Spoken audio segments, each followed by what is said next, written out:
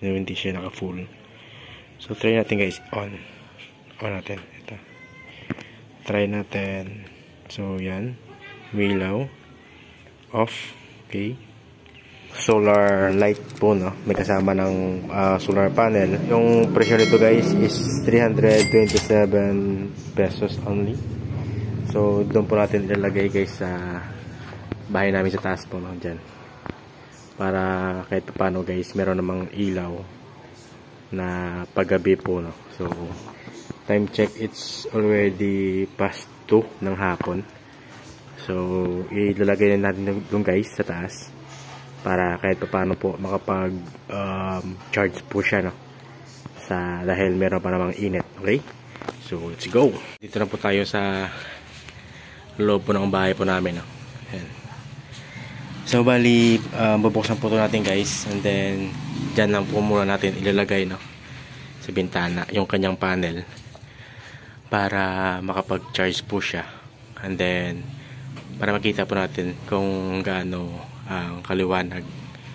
By the way guys, yung ano pa nito, yung watts is 30 watts lang yung binili ko. Ito po yung kanyang box guys, no. So Philips yan. So one hand technique muna tayo. Okay, ito yung kanyang loob. So meron ditong bracket. Then ito na yung meron siyang remote na kasama guys. So mabigat siya guys. Ito, mabigat siya, mabigat. So mga other accessories, mga screws, battery sa remote. Ayan.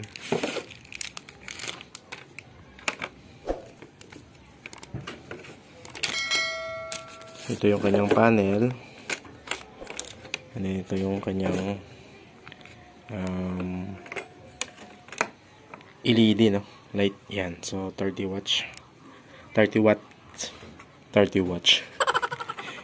Yan. So saksak natin, try natin to.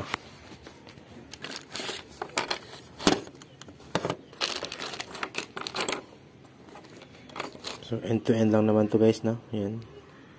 So mayroong parang dalawang ano dito, butas sa kabila. Sa kabila meron din. Yan.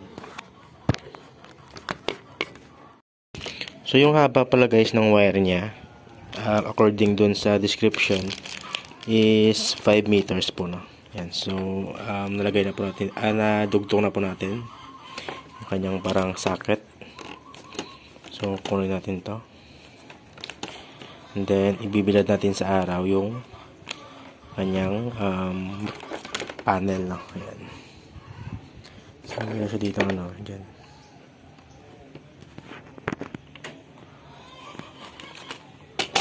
Dyan. Okay.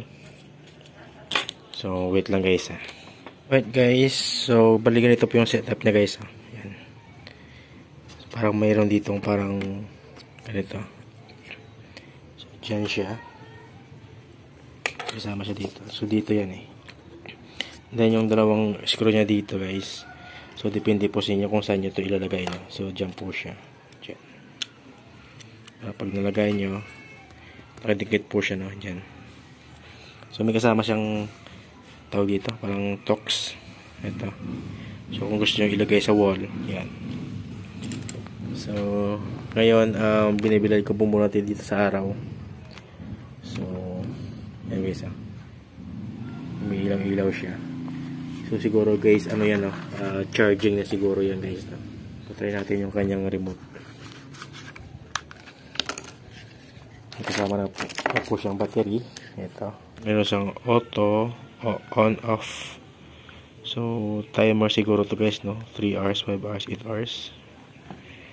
Then meron ditong parang half. Ibig sabihin siguro to guys, half lang yung kanyang ilaw, no? So hindi siya naka full. So try natin guys, on natin. Ito, try natin. So yan, ilaw off. Okay.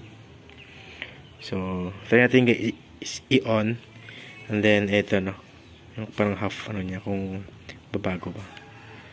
So, yan. Nag-dim siya guys, no?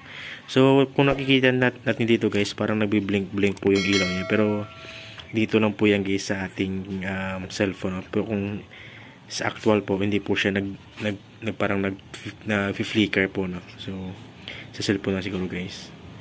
So, nag-dim siya guys, no? So, blink natin sa full. Yan. Okay. Off muna natin guys, off. Ayos. So, gumagana naman guys lahat. As you can see, nagcha-charge po siya. Ayan. Ito. So, mamaya na ito na. So, babalikan ko lang kayo siguro guys mamayang gabi. Okay? Check natin mamaya yung kanyang full capacity. Okay? Kung okay ba. Ayos. So, mamaya ulit. Okay, let's go.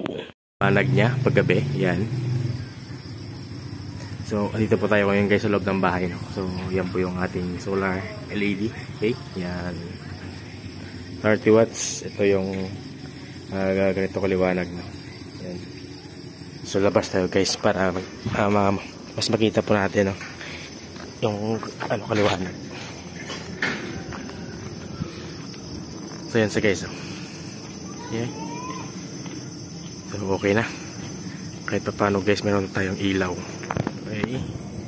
Yung charge niya guys, mga nasa lang 4 hours. Kasi hapon na.